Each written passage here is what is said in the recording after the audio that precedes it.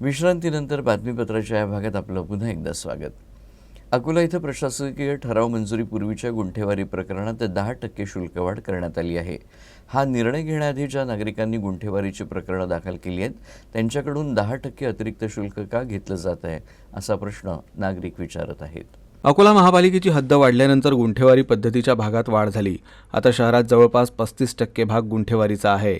वर्ष 2014 पासून महापालिकेनं गुंठेवारीचे नियमानुकूल करणं बंद केलं होतं.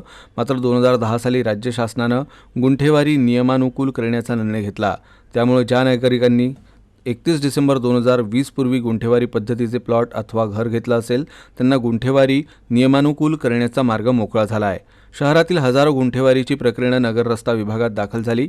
मात्र उत्पन्न वाढण्याच्या नादात 1 ऑगस्टनंतर गुंठेवारीची प्रकरणं दाखल केली त्यांच्याही 10% अतिरिक्त शुल्क आकारलं जात आहे.